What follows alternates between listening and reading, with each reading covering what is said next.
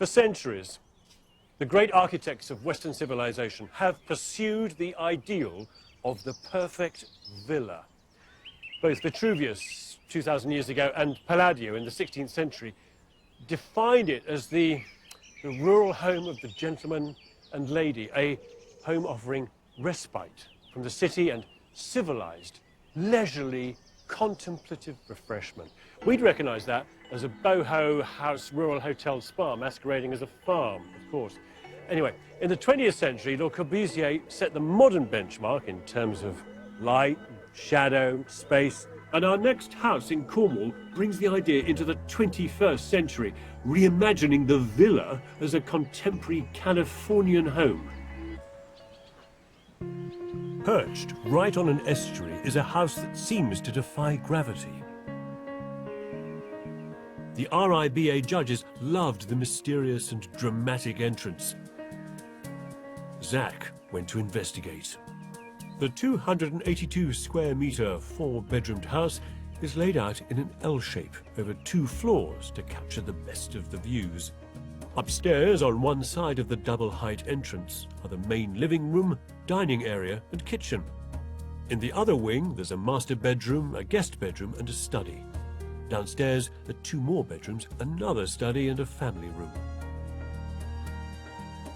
But the most audacious thing here is the house's 11.5-metre-long cantilever, which juts right over the vertiginous site.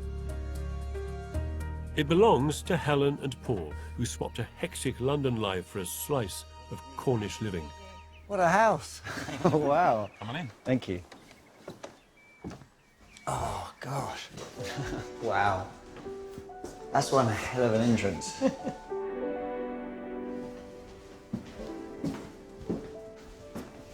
So here it is. Wow.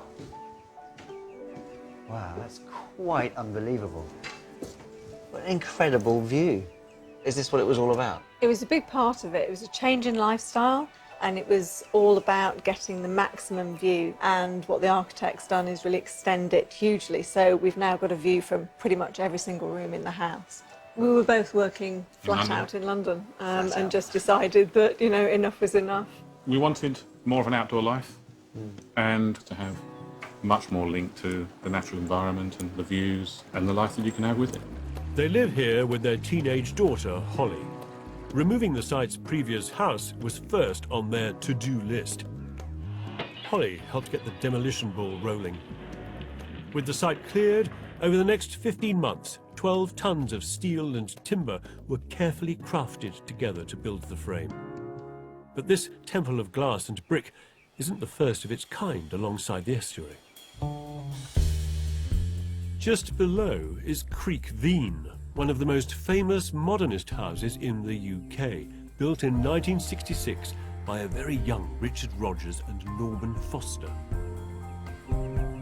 The house is dramatically divided into 2 pavilions, with the entrance between.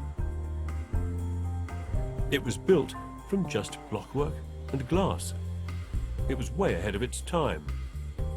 A tough act to follow for architect John Pardee. I was intimidated because Creek Veen is right below it, and that is one of the great houses in the UK. So I thought, oh crikey, I want to be compared to that.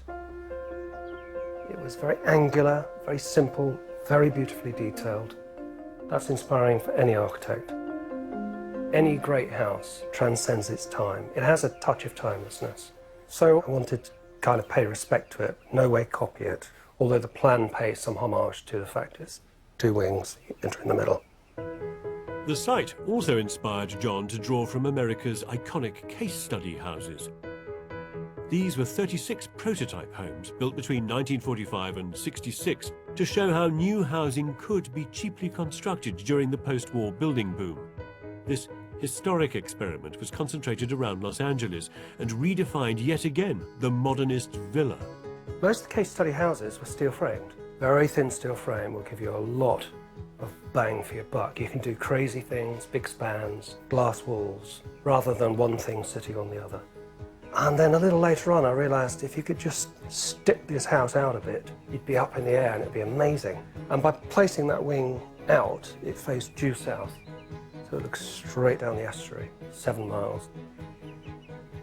Can't beat that. That's my California moment, if you want one.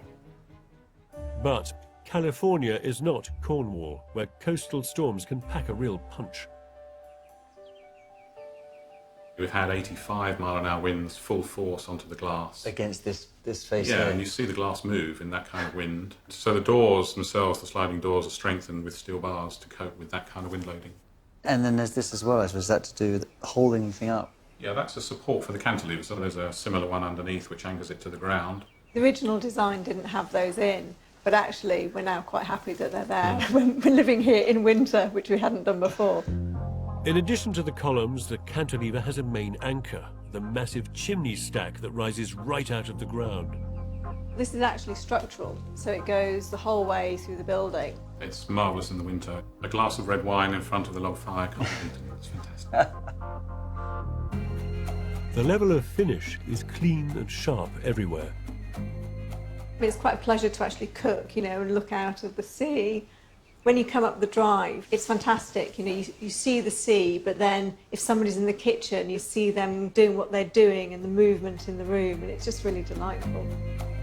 And there are lots of mini cantilevers carefully placed through the building. You probably noticed everything about the house and the furniture's cantilevered. We worked with John and these craftspeople and ourselves in designing what it was we wanted. It's only really from above that you understand how the cramped L shape of the house maximises the plot by fitting tightly along the hillside's contours. John Pardee has extracted the maximum juice from this site and invented a new minimalist cocktail for living. So this is where we keep our cookery books, which is nice and close to the kitchen. Just come across the entranceway and pick out what we want to cook for the evening. So each one of these is a cupboard, Yeah. all the way along here, Yeah. the full length of the house. Every room in this house drinks in a key ingredient of the cocktail, the magnificent views. Downstairs, there's plenty of direct access onto the garden. There's a media room, a study for Helen, and a guest bedroom. Oh, it's another incredible view. This is our outdoor dining space, really. So that barbecue is the same piece of structure as the fireplace upstairs. And from here, the cantilever really does something special. Having that volume above you, it really does frame this incredible widescreen view across here. That's one of the best aspects of this site down here, is that line across just really brings this view to perfection. Connection, refreshment, and respite. What more could you ask of the modern villa?